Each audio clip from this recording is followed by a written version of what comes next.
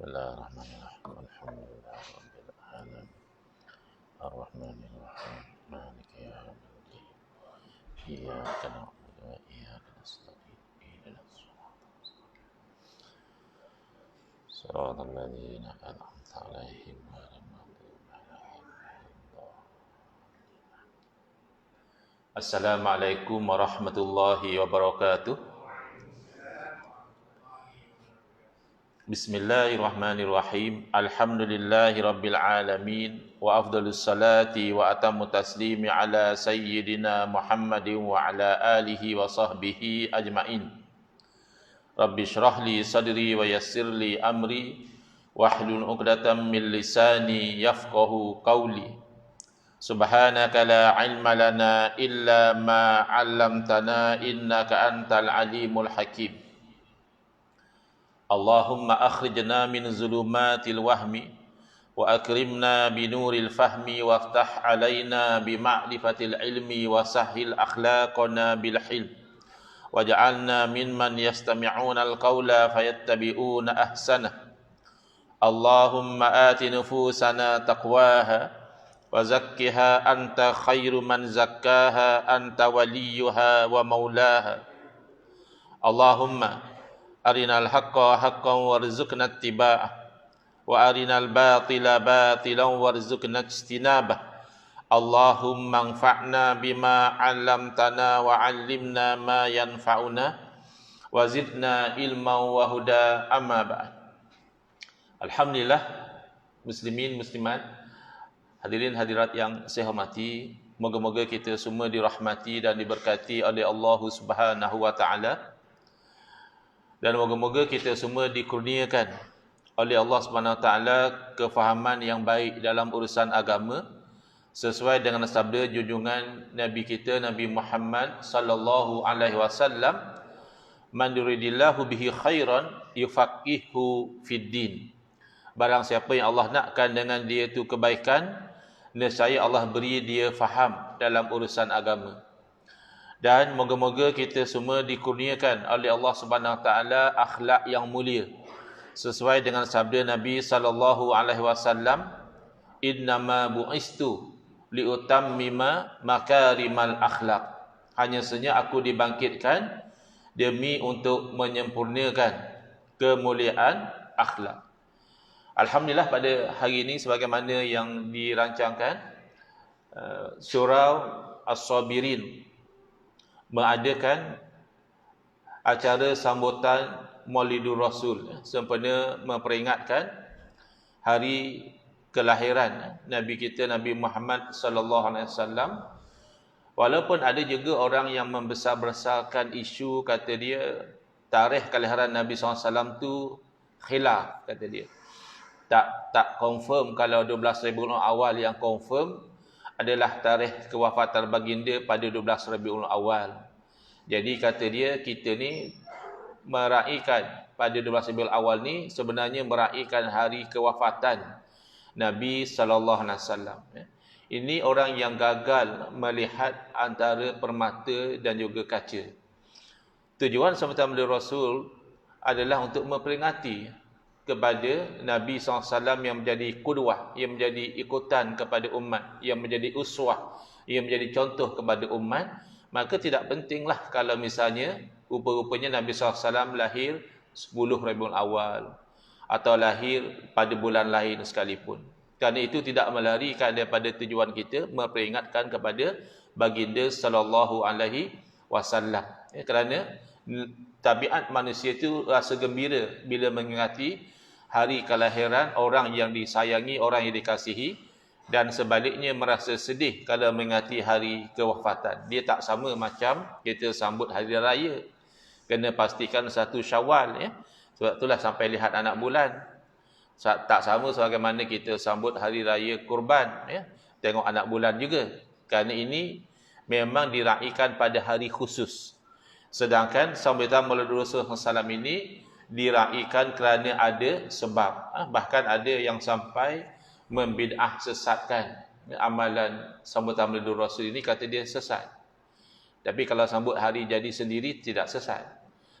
Cuti sempena hari lahir Sultan, okey-okey saja. tiba-tiba bila yang diraikan itu adalah Nabi kita sendiri, jadi sesat masuk neraka. Ini pemikiran yang tercemar. Ya.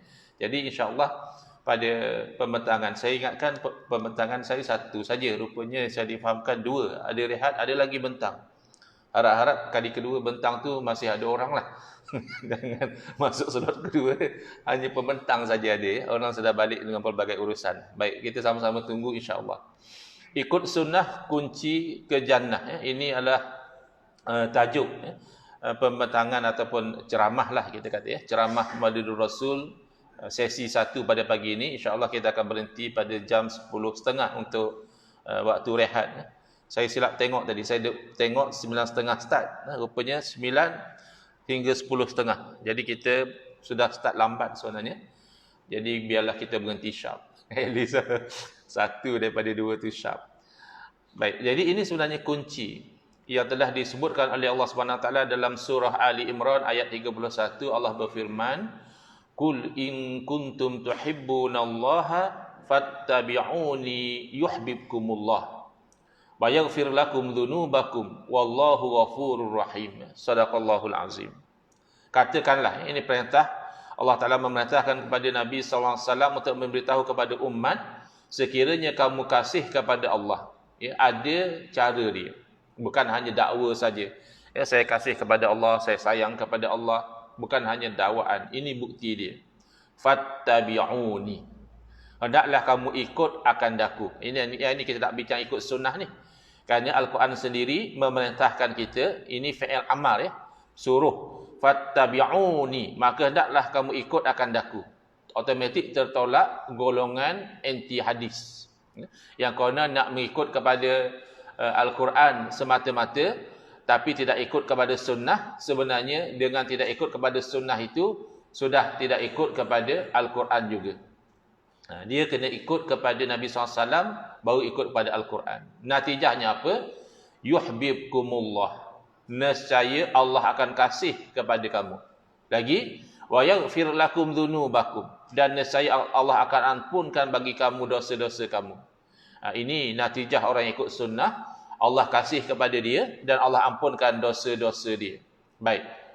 Makna sunnah apa dia? Kita tak mahu hanya slogan.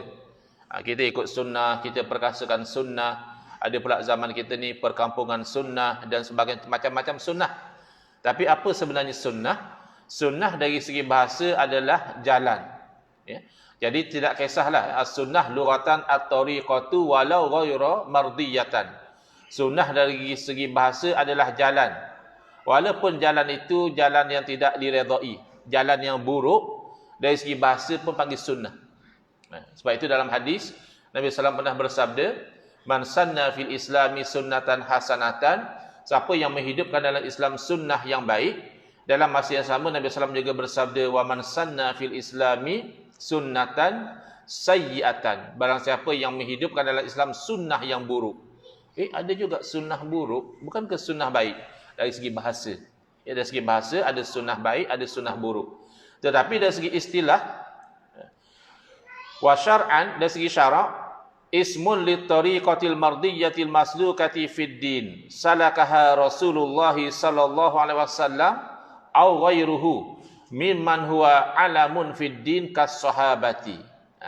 Yang kita sebut kita nak ikut sunnah, kita nak perkasakan sunnah yang ini, iaitu jalan yang diredai, yang dijalani dalam agama, iaitu oleh Rasulullah SAW atau selain daripada baginda, daripada kalangan pemuka-pemuka dalam agama seperti para sahabat radhiyallahu anhum ajma'in. Ya, jadi automatik tertolak fahaman Syiah. Hati-hati, ya. Syiah ni orang minat kerana 3J. J yang pertama, Jumaat tak wajib.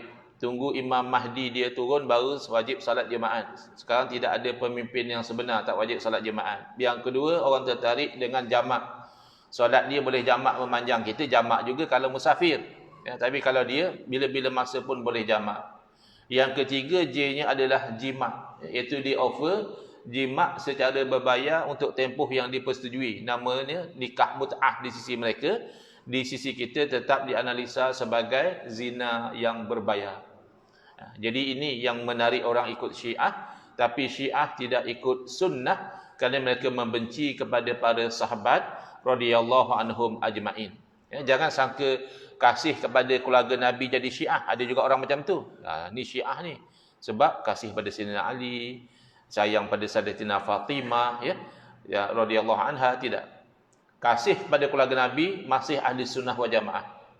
Tapi once benci kepada para sahabat, itu sudah tergelincir kepada fahaman Syiah. Baik. Jadi sunnah yang kita nak ikut pada fokus kita pada pagi ini adalah sunnah Rasulullah sallallahu alaihi wasallam. Cara mudahnya jalan Nabi. Cara Nabi, ajaran Nabi. Secara lebih terperinci, bila kata sunnah tu dia merangkumi 3. Pertama adalah perbuatan Nabi sallallahu alaihi wasallam, dinamakan sunnah fi'liyah. Apa yang Nabi buat secara umumnya kita nak ikut secara umum. Ada juga benda yang Nabi buat haram kita ikut. Contoh, Nabi SAW berkahwin lebih pada 4 wanita dalam satu masa. Itu Nabi buat. Haram kita ikut. Yang mana khususiyah untuk Nabi, khusus untuk Nabi itu bukan untuk kita ikut. Kemudian pertuturan, apa yang dicakap oleh Nabi SAW, sunnah qauliyah, dan ada kalanya bukan Nabi buat, bukan Nabi cakap, naik jadi sunnah. Kenapa? Diiktiraf oleh Nabi SAW. Misalnya ada sahabat buat satu benda, atau ada sahabat baca satu bacaan, Nabi puji. Oh, Nabi kata ada pahala macam ini, macam ini. Atau paling tidak Nabi diam. Nabi tidak larang. Itu adalah sunnah takririyah. Sunnah dalam bentuk pengiktirafan. Yang mana muda-muda, anak-anak yang masih muda boleh terus ingat. Sunnah perbuatan, sunnah perkataan, dan juga sunnah pengiktirafan. Yang agak berusia, cepat faham, payah ingat. Yang kanak-kanak, cepat ingat, payah faham. Itu biasalah giliran hidup kita. Baik. Malangnya, kebelakangan ini, ada salah faham ataupun salah sampai tentang sunnah Rasulullah sallallahu alaihi wasallam. Salah faham boleh tahan lagi ya. Bila dia salah faham kita terangkan, oh dia kata macam tu rupanya. Salah sampai ni bahaya sebab yang menyampaikan tu bukan calang-calang, ustaz, guru ataupun doktor PhD. Bila dia salah sampai tentang sunnah Nabi SAW, dia boleh menjadi punca kekeliruan, perpecahan, malah sikap ekstrim dalam beragama. Orang jadi confused. Misal contoh antara amalan masyarakat Islam di Malaysia dan di Nusantara adalah membaca surah Yasin pada malam Jumaat. Surah ini ada amalkan. Ada tak yang tegur cakap itu Nabi tak buat? Tak ada, alhamdulillah. Aman. Di tempat kami ada. Kata dia, mana ada Nabi buat ni? Tak ada dalil yang sahih baca Yasin malam Jumaat. Yang sahih adalah baca surah Kahfi. Tu ada hadis sahih. Kalau baca Yasin tidak ada hadis yang sahih, kata dia. Akhirnya barangkali AJK surau pun rimas dengan bising-bising, maka kata AJK tak apalah, kita raikanlah ya. Kita selang-selang ya. Ada malam Jumaat kita baca Yasin, ada malam Jumaat kita baca Al-Kahfi. Dua-dua pun dia tak main. Dia rajin bising ya.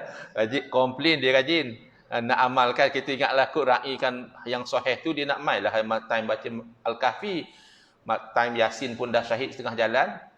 Kahfi lagi dia tak mau, panjang. Al-Kahfi panjang. Sebenarnya dua-dua ada dalil. Baca Yasin, hadis Nabi SAW, man qara'a surata Yasin lailatal jum'ati ghufira lahu au asbaha maghfuran lahu. Siapa yang membaca Yasin pada malam Jumaat, maka akan diampunkan baginya dosanya. Hadis ini dhaif, dan sisi para ulama hadis dhaif dijadikan sandaran dalam fadailul a'mal. Boleh rujuk kitab Al-Azkar lil Imam An-Nawawi rahimahullah taala. Kata Imam Nawawi, sepakat para ulama, sepakat, sama ada ulama hadis atau ulama fiqh atau ulama-ulama lain, harus bahkan digalakkan beramal dengan hadis yang dhaif, antaranya pada fadailul a'mal, kelebihan beramal. Baca Yasin memang sunat. Malam apa pun sunat baca Yasin. Ya. Baca Quran memang sunat. Tapi fadilat diampunkan dosa itu dhaif, masih dijadikan sandaran. Ya. Saya nak bagi gambaran kita beramal dengan perkhabaran yang dhaif dalam hidup kita. Dhaif ni makna ada kemungkinan daripada Nabi, ada kemungkinan bukan daripada Nabi. Tapi masih ada kemungkinan daripada Nabi SAW. Nak tanyalah ya, kalau tuan-puan bawa kereta, orang sini mungkin keretanya BMW, Porsche, Mercedes. Kalau dah kereta macam tu, bawa kat highway pula, agak-agak 110 tu macam slow sangat. Betul tak? Kalau kancil lama mungkin lah. Tu pun kalau kancil yang ori. Kalau kancil yang bikin tukar exhaust pun 110 slow. Makanya kita bawa 15, 16. Kalau orang Kelantan kata sepak senai. 140, 160. Tiba-tiba tengah sedap kita layan 16, ya, nampak depan sana ada kereta daripada belah sana bagi beam. Apa yang tuan-puan akan buat? Slow down. Slow down itu sudah beramal dengan perkhabaran yang dhaif. Sebab tak pasti lagi dia bagi beam tu menunjukkan ada speed trap. Boleh jadi dia bagi beam kerana nak memotong. Kan kadang-kadang orang nak memotong lori, dia risau pula kan, aku tengah potong lori ni ke kanan, bagi beam lah. Tapi kenapa walaupun kita tak pasti kita slow down, namanya berhati-hati. Kod tak ada speed trap, tak apalah, kalau ada nanya aku, baik aku slow down. Itulah yang dipakai oleh para ulama. Ihtiyat nama dia bahasa Arab. Berhati-hati. Kalau tidak adalah fadilat sedemikian, dapat pahala baca Yasin. Kalau ada fadilat sebagaimana yang diberitahu, dapat pahala baca Yasin dan dapat keampunan dosa daripada Allah Subhanahu wa taala. Jadi sebab itu ya ulama sepakat, kata Imam Nawawi rahimahullah taala. Jadi bila dah baca Yasin, datanglah orang bagi tahu kata Nabi tak buatlah ini bid'ah dan sebagainya, confuse lah hamba Allah tu. Selalu dia rajin datang ke surau malam Jumaat. Pertama baca Yasin, kedua biasa orang nak buat jamuan makan free malam Jumaat. Jadi makan free itu yang menarik juga. Jadi bila dah keliru, akhirnya tak pergi. Si tanya, bang tak pergi ke surau ke malam Jumaat ni? Itulah, kan pergi surau kan dia orang buat bid'ah pula. Akhirnya duduk rumah tengok Gusti. Gusti itu sunnah mana wallahu alam lah. Tapi sebab dah confused, takut pergi ke surau jadi bid'ah. Kemudian berlaku perpecahan. Alhamdulillah, nampaknya di surau ni ada kesatuan, masing-masing datang, masing-masing naikkan. Di setengah tempat tak, separuh je datang. Sebaru lagi menganggap program sebegini adalah bid'ah yang sesat. Ya, perpecahan. Ada. Ini bukan saya reka-reka. Masa semalam tarawih pun saya diberitahu, dia kata bukan semua jemaah sembahyang kat sini. Kerana anggap yang sembahyang di surau tu bid'ah. Ya, kerana buat tarawih 20 rakaat. Yang sunnah dia kata 8. Tu dia. Dengan Sayyidina Umar di bid'ah sesatnya yang buat 20 rakaat Sayyidina Umar radhiyallahu taala anhu, dan tidak ada satu orang sahabat pun bangkang kira dia lebih faham sunnah daripada para sahabat. Ya, hati-hati. Kemudian ada sikap ekstrim dalam beragama, ya. Ada orang yang macam ini, dia sampai kata daripada bertahlil ramai-ramai atas surau lebih baik berzina, dia kata atas surau. Daripada pergi majlis-majlis salawat, lebih baik pergi ke pesta minum arak. Dia sudah jadi ekstrim. Ya? Dan bahkan ada yang sampai mengkafirkan sesama Islam. Jadi, salah faham ini membawa kepada menghukum sebagai haram melakukan perbuatan-perbuatan baru yang tidak dilakukan di zaman Nabi SAW. Ya? Sebelum saya pergi lebih jauh, kita kena akui sambutan Maulidur Rasul adalah bid'ah. Adalah perkara baru. Maknanya memang Nabi tak buat. Memang tidak ada riwayat Nabi buat sambutan Maulidur Rasul. Tidak ada riwayat Khulafa' ar-Rasyidin buat sambutan Maulidur Rasul. 12 Rabiul Awal panggil orang berceramah, kemudian buat jamuan makan, buat majlis berselawat. Memang tidak ada. Ya. Tetapi menganggap haram sesuatu perbuatan semata-mata kerana ianya baharu, itu bercanggah dengan sunnah. Nabi SAW tidak pernah mengharamkan satu perbuatan semata-mata perbuatan itu bagi dia tak buat. Sahabat juga sama. Sahabat bahkan melakukan perbuatan yang Nabi tak buat bila mereka menilai perbuatan itu selari dengan Quran dan sunnah, ijma' dan qiyas. Ya. Hati-hati. Jadi saya nak terangkan dahulu ya. Kenapa kita sambut Maulidur Rasul?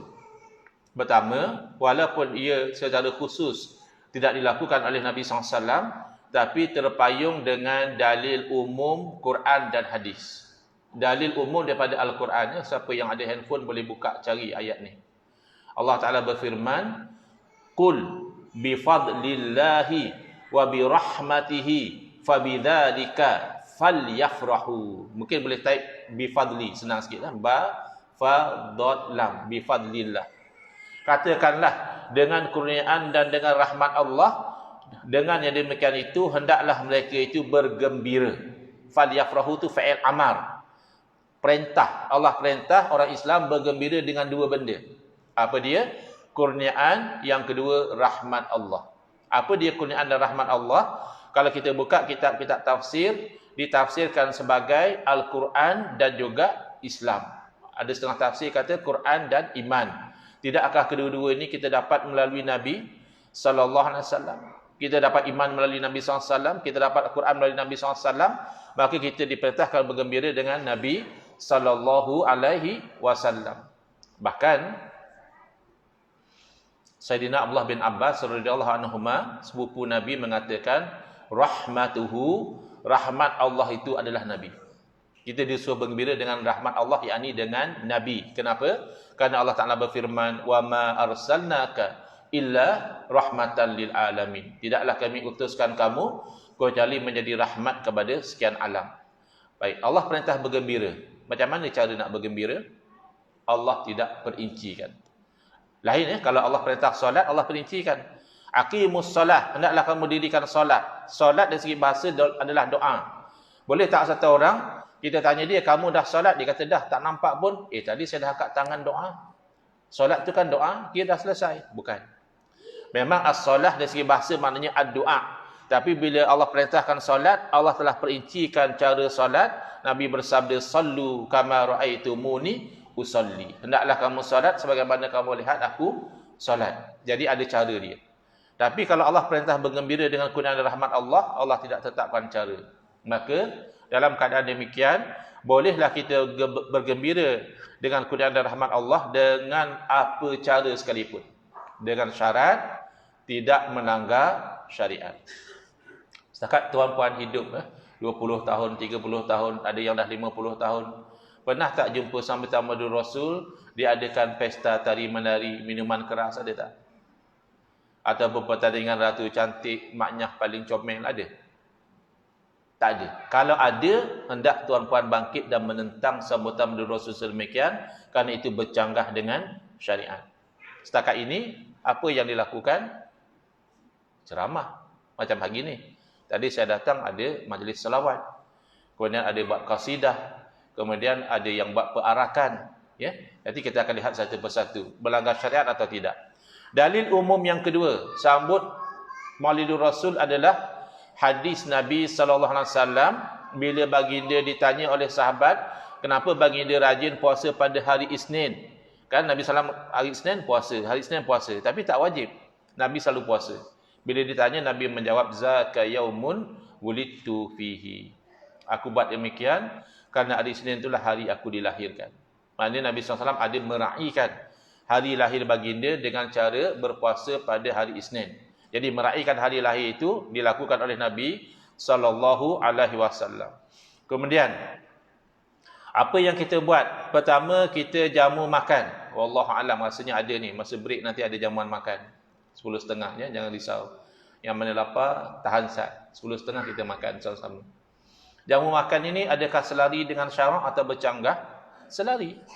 Antara lain Nabi SAW berpesan, afsyus salam wa at'imut ta'am wa sallu bil-lail wan nasu niyam. Buat 3 perkara ini tadkhulul jannata bisalam. Masuk syurga dengan selamat. Pertama, sebarkan salam. Selain bagi salam, maksudnya sebarkan keamanan. Yang kedua, jamulah makan. Yang ketiga, bersembahyang pada waktu malam ketika orang sedang tidur, yakni solat tahajud. Buat 3 perkara ini menjadi sebab masuk syurga Allah Subhanahu Wa Taala. Jadi jamu makan sunnah. Ada tak ditetapkan jamu makan mesti kerana satu sebab? Tak mesti. Jamu makan kerana naik pangkat, boleh tak? Boleh. Jamu makan kerana masuk rumah baru, boleh. Jamu makan tak ada apa sebab, sahaja nak belanja. Contohlah, lepas kuliah ni ada orang kata, Ustaz, jom saya belanja makan. Boleh, tak ada masalah, saja. Jamu makan kerana hari jadi sendiri, boleh. Jamu makan sebenarnya hari jadi isteri, ya afdal. Itu kan menyenangkan hati isteri. Tiba-tiba jamu makan kerana hari jadi Nabi SAW, jadi sesat masuk neraka. Ini apa punya pemikiran? Kemudian, apa lagi? Selawat.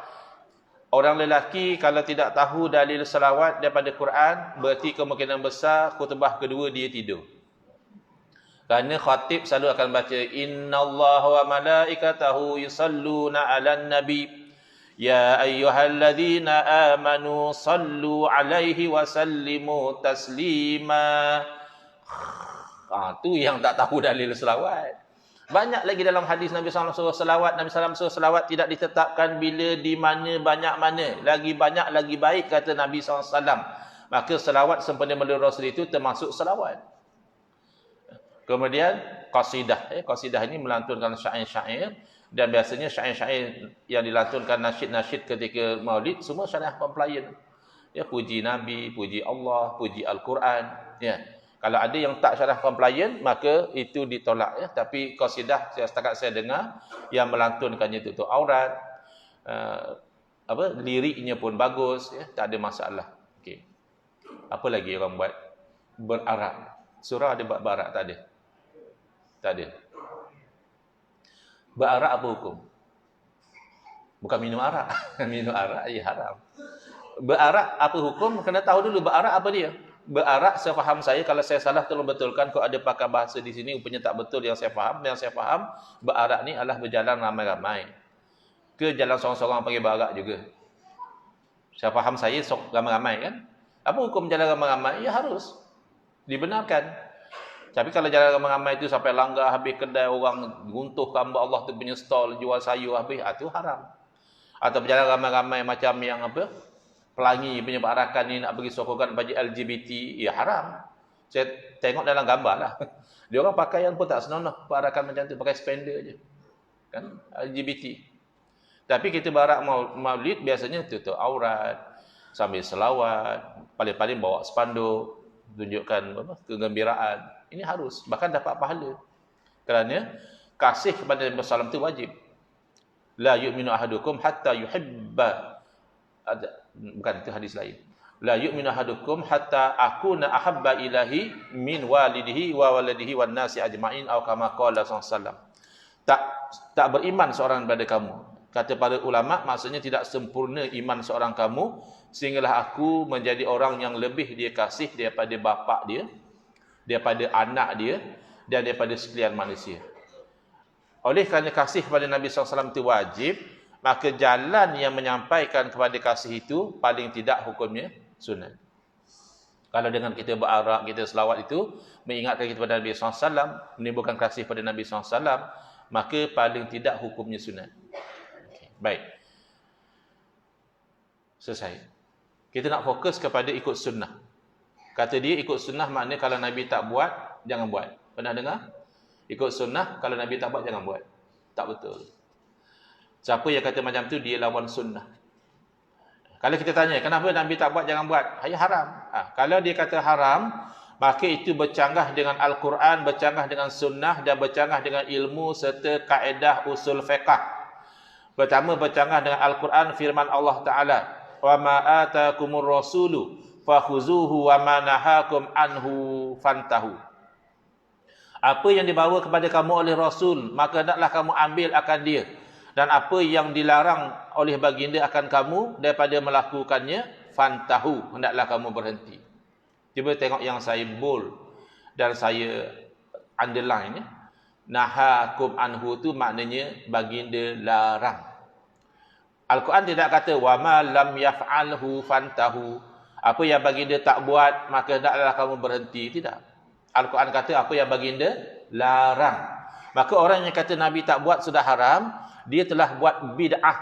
Dia telah menambah sesuatu yang Quran tak kata. Quran kata apa yang baginda larang, dia kata tak, bukan yang larang saja, yang Nabi tak buat pun sudah haram. Mana dalil? Ini kan mereka-reka dalam agama.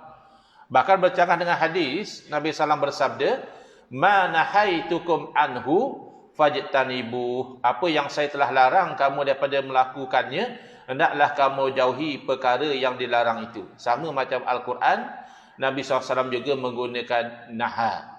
Apa yang aku larang.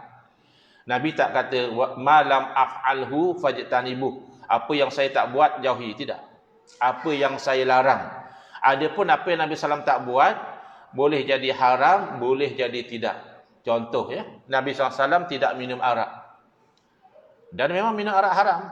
Tapi kita kena faham, minum arak haram bukan sebab Nabi SAW tak minum, tapi kerana ada dalil-dalil yang menunjukkan minum arak itu haram. Nabi SAW tidak makan daging dog. Orang sini tahu ke daging dog? Dog tu apa dog? Ya? Biawak. Lebih kuranglah bentuk dia, tapi tak sama ya. Saya pernah lihat dog masa saya belajar di Jordan. Beza, selain bentuk dia tak berapa samalah. Tapi ada kepala, ada badan, ada ekor macam biawak lah. Tapi bentuk dia agak lain. Tapi yang paling ketara adalah lidah dia itu sekeping, macam lidah manusia.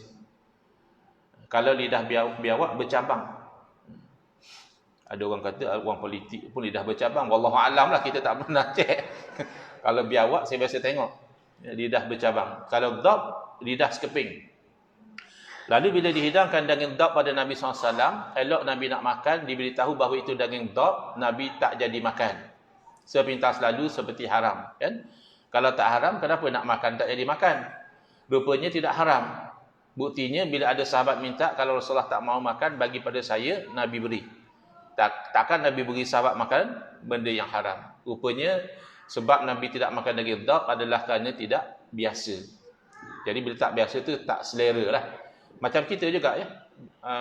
Ada orang dia tak lalu makan daging arnab, padahal arnab tu halal. Kenapa? Mungkin tak selera lah, teringat kucing lah, macam-macam lah. Tapi yang pentingnya tidak haram, walaupun Nabi tidak buat. Baik. Kemudian orang yang kata haram buat satu benda, kerana Nabi tak buat, dia telah melanggar satu ilmu dinamakan ilmu usul fiqh. Ilmu usul fiqh ni bukan fiqh. Fiqh ni belajar hukum. Wajib, sunat, harus, makruh, haram. Ya? Itu fiqh. Usul fiqh dia belajar sumber hukum. Hukum ni ambil dari mana. Kemudian dia belajar teknik mengeluarkan hukum. Ya? Jadi sumber hukum dalam syariat ada banyak. Paling tidak adalah Quran, sunnah, ijma' dan qiyas. Jadi orang yang kata tak boleh buat, Nabi tak buat, dia telah menyempitkan agama Allah yang luas. Ya? Kita bayangkan, kita selalu lalu highway 4 lorong. Ya? Hari itu kita nak lalu, kita dapati 3 lorong daripada 4 tu ditutup, dia blok. Agak-agak jam tak jalan. Jam lah. Yang 4 lorong jadi 1. Kemudian dahlah dia buka 1 lorong. Yang 1 lorong tu pula dia bagi 3, 2 dia tutup. 1 saja dia bagi lalu. Kalau lori dan bas confirm terpaksa parking tepi dulu. Sebab tak muat. Motor mungkin muat. Kereta besar-besar pun mungkin tak muat. Ini gambaran apa yang berlaku kepada agama kita kalau kita pakai konsep Nabi tak buat maka haram buat. Seolah-olah Quran, sunnah, ijma' dan qiyas itu sudah dinafikan. Lihat ya. Saya bagi contoh. Ada orang kata, kita berzikir Allah-Allah ni tak ada dalil. Ada orang zikir subhanallah, ada orang zikir alhamdulillah, ada orang zikir Allahu akbar. Yang popular di tempat kita ni adalah afdalu zikri fa'lam annahu la ilaha illallah, la ilaha illallah. Ini zikir yang popular. Yang kurang popular tapi diamalkan oleh sebagai umat Islam, dia berzikir dia sebut Allah ni. Allah, Allah, Allah, Allah. Jadi ada orang kata zikir yang macam tu tidak ada dalil. Ini saya nak fokus ni. Bila dia bercakap macam tu, pertama dia tidak perasan Al-Quran. Dia tak perasan bahawa Al-Quran itu dalil. Dalam Al-Quran banyak ayat-ayat seumpama Allah berfirman, "Wadhkurullaha dzikran katsira." Naklah kamu sebut Allah dengan sebutan yang banyak. Nak dalil macam mana lagi? Orang yang sebut Allah banyak-banyak tu sudah terpayung dengan dalil Al-Quran. Wazkuru di situ maksudnya ingat, ustaz, bukan sebut. Siapa kata? Wazkuru boleh makna sebut, wazkuru boleh makna ingat, bahkan yang zahir daripada wazkuru adalah sebut. Tidak ada ulama menafikan sebut di situ. Ya, ingat pun disuruh juga. Wazkuri isma rabbika bukrata wa asila. Sebutlah nama Tuhanmu pagi dan petang. Apa nama Tuhan kita? Ya Allah. Ya. Kemudian ijma' ulama' tidak kurang daripada 700 tahun lebih, tidak ada seorang ulama' pun mempertikaikan zikir Allah Allah Sehinggalah datang satu orang tokoh, Al-Imam Ibn Taymiyah rahimahullah, yang mula mempertikaikan zikir Allah. Walaupun beliau alim, sealim mana pun seorang ulama tidak mampu mengoyakkan ijma'. Bila dah ijma', tidak ada ulama yang melarang. Tiba-tiba ada 700 tahun lebih datang ulama larang, larangan itu tidak terpakai. Automatik tertolak. Kerana melanggar ijma'. Dan kias. Kias adalah memakai satu hukum yang ada nas kepada satu perkara lain yang tidak ada nas. Kenapa? Kerana asas hukumnya sama. Okay. Saya nak tanya, apa hukum minum air ketum? Tuan-tuan pernah minum air ketum? Kalau pernah pun takkan nak ngaku. Malu juga. Ya kan? Saya difahamkan. Saya sendiri, saya tak pernah minum air ketum. Tapi saya difahamkan air ketum ni ada dua jenis. Kawan-kawan sebelah utara lah. Sebelah Kedah sana. Yang cakap, Ustaz, air ketum ni dua jenis. Satu tu tak ada apa. Mereka rebus daun, minum. Hak tu bagus. Dia kata bagi kurang gula dalam darah, stabil. Hak satu lagi tu, mereka peram, mereka buh bak nyamuk, mereka buh bak batuk, macam-macam lah. Hak tu kalau minum, boleh sembang dengan tiang. Jumpa tiang sembang, weh hang, apa sengak ya. Maknanya memabukkan. Jadi fokus sekarang ni, air ketum yang jenis memabukkan tadi, apa hukum minum dia? Haram. Mana dalil? Dalam Quran tak ada sebut air ketum, dalam hadis tak ada sebut air ketum. Ada orang macam pandai-pandai, dia kata, saya rasa macam ada Ustaz. Tang mana? Ada, saya ingat satu ayat. Cuba hang baca. Wa in kuntum junuban. Tu kuntum bang, bukan ketum. Yang pasti dalam Quran hadis tak ada cerita tentang air ketum. Apatah lagi hukum, memang tak ada. Kenapa dikatakan haram? Kias kepada minum arak. Kerana sama-sama memabukkan. Itu contoh, ya, kias. Jadi ini paling tidak 4 sumber hukum. Jadi kiaslah. Zikir ni ibadah yang tidak ditetapkan bila, di mana, banyak mana, lafaz apa, maka boleh kita itu berzikir dengan subhanallah, alhamdulillah, Allah akbar, la ilaha illallah, Allah juga termasuk zikir. Jadi kena faham. Kemudian sunnah. Sunnah dia kata tak pernah pun dapat riwayat kata Nabi duduk satu tempat seraya Nabi menyebut Allah. Tidakkah Nabi SAW pernah bersabda, la yazalu lisanuka ratban bi zikrillah. Nabi SAW pernah pesan, tidak putus-putus lidah kamu basah menyebut Allah. Jadi sunnah bukan hanya perbuatan. Perkataan Nabi juga sunnah. Jadi kena hati-hati, kita kena faham konsep mengatakan jangan buat apa yang Nabi tak buat, bercanggah dengan Quran, bercanggah dengan sunnah sendiri, dan bercanggah dengan ilmu usul fiqh. Ya, dalam ilmu usul fiqh, nak tahu benda tu haram, ada cara dia. Pertama, ada uslub melarang, ya, nahi. Contohnya Allah berfirman, wala taqrabuz zina, dan jangan kamu hampiri zina. Bermakna zina haram, menghampiri zina juga haram. Sebab itu ada tangkapan khalwat. Khalwat tu belum berzina lagi, tapi dia berada pada posisi menghampiri zina. Bila pemerintah tahu, pemerintah wajib mencegah, ya, kerana itu adalah perkara yang haram. Mana tahu haram, Allah kata la, jangan.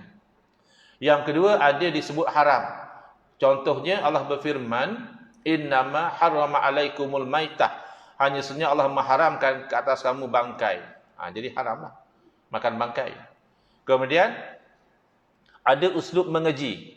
Misalnya Nabi SAW bersabda, man ghasya falaisa minna. Siapa yang menipu, dia bukan dari golongan kami. Jadi Nabi tak kata jangan menipu. Nabi tak kata menipu itu haram. Tapi bukan daripada golongan Nabi ini satu bentuk kejian. Maka difahami bahawa menipu itu haram. Tidak ada dalam kaedah usul fiqh, kalau Nabi tak buat maka haram. Bahkan kaedah mengatakan, at-tarku la yaqtadi at-tahrim. Semata-mata Nabi SAW meninggalkan satu perbuatan, tidak menunjukkan perbuatan itu haram. Ataupun dalam kaedah yang hampir sama, at-tarku la yantaju hukma. Semata-mata Nabi SAW meninggalkan satu perbuatan, tidak memastikan keharamannya. Baik, apa punca? Punca mereka tersalah dalam bab memahami sunnah ini kerana salah faham terhadap makna hadis Nabi sallallahu alaihi wasallam. Iaitu sabda Nabi SAW, kullu bid'atin dalalah. Setiap perkara bid'ah adalah sesat. Jadi dia kata mana boleh ada bid'ah yang tak sesat? Nabi sendiri dah sebut setiap bid'ah itu sesat. Jadi dia ini faham hadis sendiri, tidak rujuk kepada huraian para ulama. Imam Nawawi rahimahullah taala, ya, ulama besar dalam pelbagai cabang ilmu termasuk ilmu hadis, mensyarahkan hadis ini dalam Sahih Muslim. Hadis sahih, kefahaman mereka tidak sahih.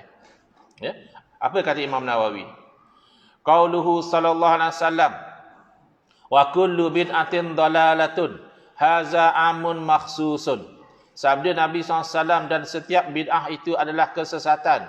Ini adalah lafaz yang umum, tetapi maknanya khusus.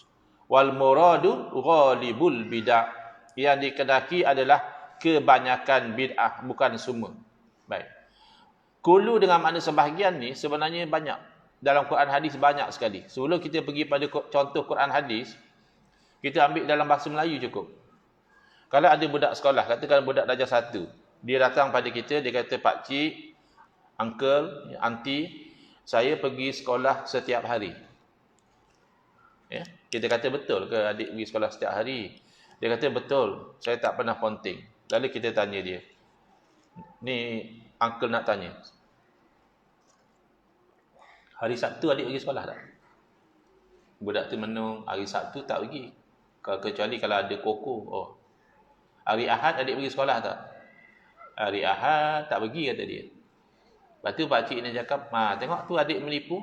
Adik cakap pergi sekolah setiap hari. Hari Sabtu tak pergi. Hari Ahad tak pergi, setiap hari benda. Ya. Agak-agaklah secara jujur, adik tu menipu ke pakcik tu yang tak faham bahasa? Nampak macam pakcik tu yang tak faham.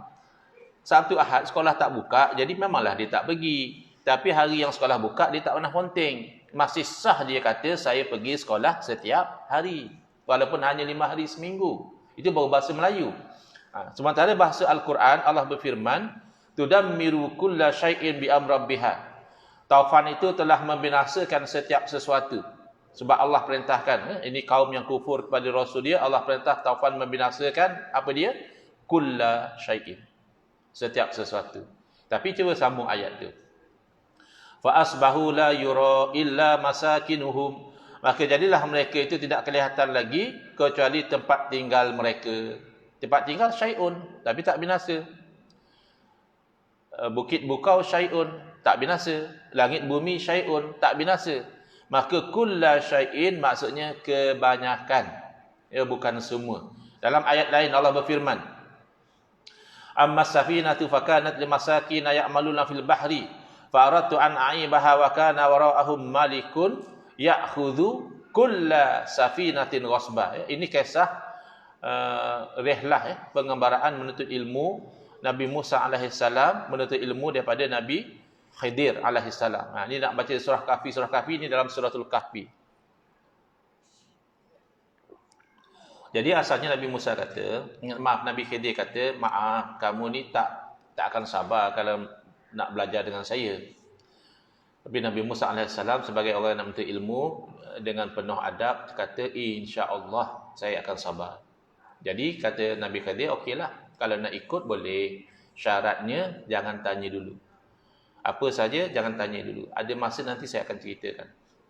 Tapi Nabi Musa alaihissalam sebagai seorang rasul, baginda tak tahan melihat benda yang pada zahir syariatnya salah. Misalnya sama-sama naik sampan, Nabi Musa nampak Nabi Khidir buat lubang pada sampan. Jadi pertama kan salah. Buat lubang pada sampan ni merosakkan harta benda orang. Yang kedua, lubang di sampan pula tu. Kalau lubang di rumah boleh tahan. Lubang di sampan masuk air kan tenggelam. Jadi dikomplain oleh Nabi Musa AS.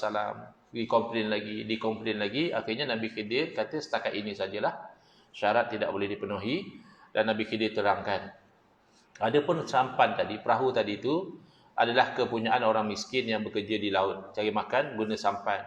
Adapun aku bocorkan itu, nak mencacatkan itu ada sebab. Sebabnya adalah kerana di belakang mereka. Wa kana wara'ahum. Kalau ikut dalam kitab tafsir, wara' di situ makna depan. Di depan mereka ada seorang raja. Raja ni zalim. Ya'khudhu kulla safinatin ghasba. Raja ni akan merampas setiap sampan. Jadi kalau ikut zahir, maknanya tak ada sampan yang raja tak rampas. Semua raja rampas. Tetapi sepakat ahli tafsir mengatakan, raja hanya merampas sampan yang elok.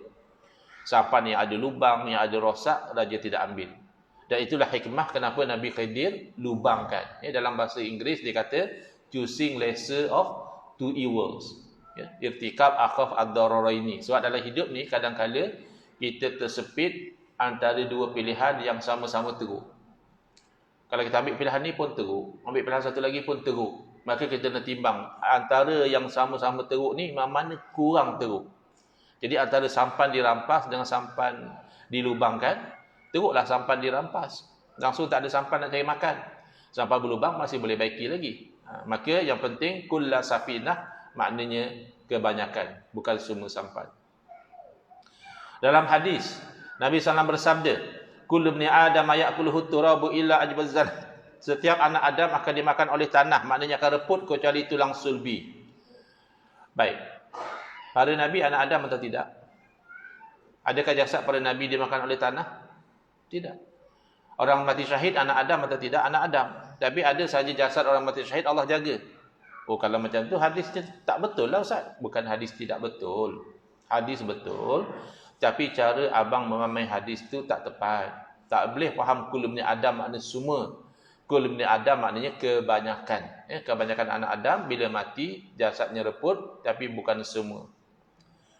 Inna fil habbati sauda'i syifaan min kulli da'in illa sama. Ni kalau orang jual habbatus sauda ni seronoklah. Dia akan print lah hadis ni. Yang sesungguhnya pada habbatus sauda itu ada kesembuhan dari setiap penyakit kecuali mati. Ini pun bukti orang yang mensyirikkan selawat syifa tu tak betul kefahaman dia. Ada fatwa mensyirikkan selawat syifa. Allahumma salli ala sayyidina Muhammadin tibil qulubi wa dawaiha wa afiatil abdani wa shifaiha wa nuril absari wa diaiha dan seterusnya. Kata dia syirik atau mengandungi elemen syirik. Kenapa?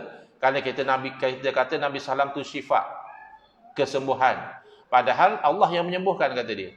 Kalau Nabi pun menyembuhkan makna syirik. Habis ini Nabi sendiri sebut ni habbatus sauda tu syifa. Adakah syirik? Jadi dia tak faham syifa kepada makhluk hanyalah sebagai sebab sahaja. Syifa nisbah kepada Allah itu adalah syifa yang sebenar. Hakikat yang menyembuhkan adalah Allah, tapi sembuh dengan habbatus sauda, sembuh dengan berkat Nabi, itu adalah sebab dan musabbab. Yang penting para ulama memahami setiap penyakit dengan makna kebanyakan. Ada juga penyakit-penyakit yang tak sesuai dirawat dengan habbatus sauda maka tidak sembuh. Yes. Jadi kullidak bukan bermakna semua. Baik. Sebenarnya tak perlu berbalah ya.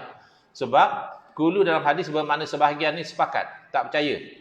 Cuba tanya kawan-kawan kita yang kata ni maulid bid'ah, baca yasin malam Jumaat bid'ah, doa ramai-ramai lepas sembahyang bid'ah ya. Ya, sebab alasannya Nabi tak buat. Cuba tanya dia. Kalau macam tu kamu ni sesat jugalah. Itu kenapa pula? Saya tak ada pun terlibat dengan bid'ah ni. Saya tak ada doa ramai-ramai lepas sembahyang. Saya tak join baca yasin malam Jumaat. Saya tak join maulid. Kalau saya join pun time makan je. Dia buat makan okey pula tak bid'ah. Buat selawat bid'ah. Ya, ada orang macam tu. Dia kata aku hadir pada maulid, time selawat aku diam. Time makan je aku pergi. La ilaha illallah. Selawat tu yang sunnah kau diam, makan tu harus saja. Nah. Baik. Jadi kalau kita tanya pada dia, habis aku nampak kamu hari-hari pergi masjid naik kereta. Nabi tak pernah pergi masjid naik kereta. Ya. Aku dengar kamu pergi haji tahun lepas naik kapal terbang.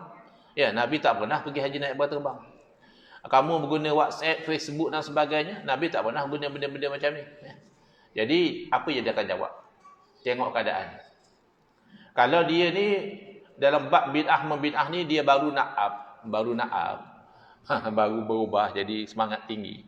Dia mungkin akan confuse balik. Betul juga kalau semua benda Nabi tak buat, sesat. Sesat belaka lah kita ni. Dia ada lagi satu yang sudah otai. Oh, dia memang dah lama, bertahun dah membid'ah sesatkan orang. Dia boleh jawab. Apa jawapan dia? Dia akan kata, kamu jangan jadi bodoh, kata dia. Mana ustaz tahu? Saya dah pernah kena. Oh jangan, jadi ustaz zaman sekarang mencabar. Dibodohkannya senang-senang je. Ustaz ni bodoh, ustaz ni sesat. Ya.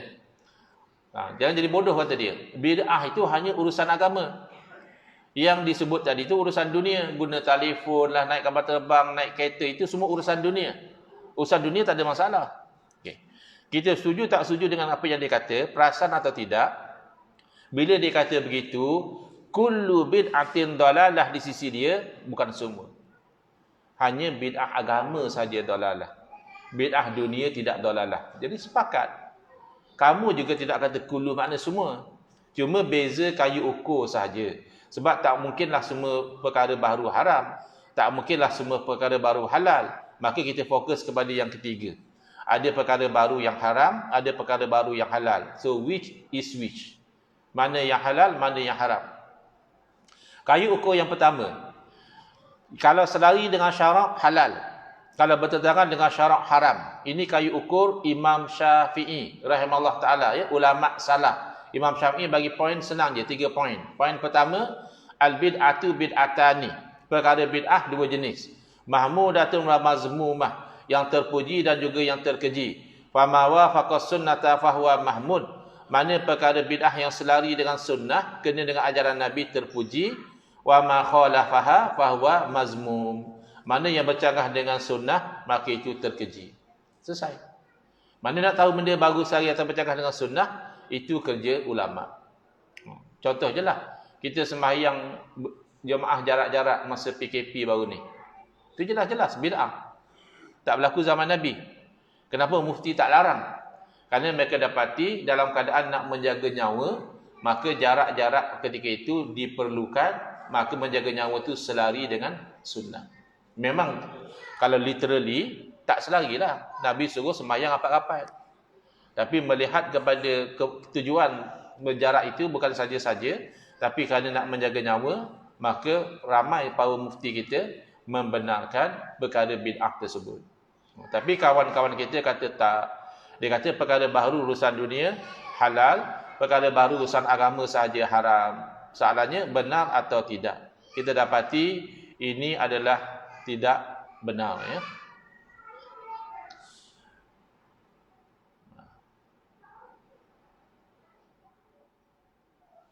Pertama, habis 4 poin ni kita berhentilah sebab dah 10.29 ya. Kita janji 10.30 nak berhenti rehat.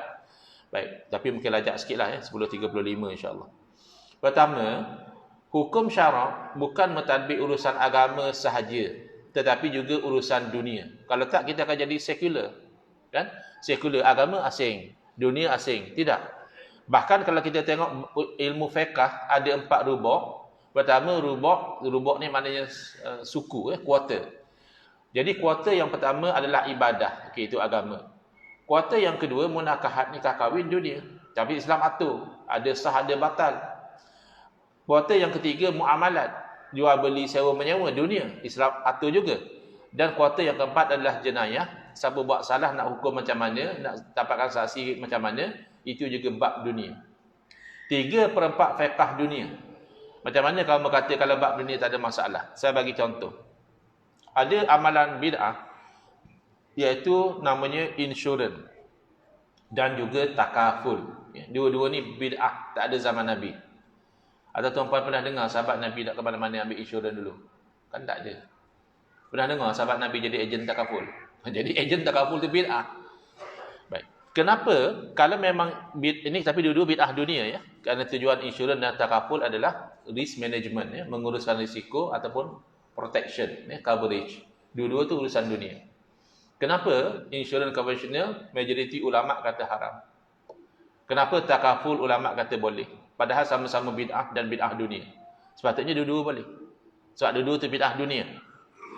Ulama yang mengharamkan insurans mengatakan ia bercanggah dengan syarak, ada elemen riba, ada elemen gharar, bahkan ada elemen maisir. Maisir maknanya perjudian. Maka hukumnya adalah haram. See?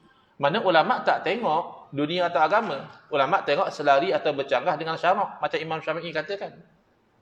Kemudian takaful, kenapa pula? Sedangkan takaful juga ada elemen tidak pasti. Gharar makna tak pasti. Riba makna beri sikit dapat lebih. Ya.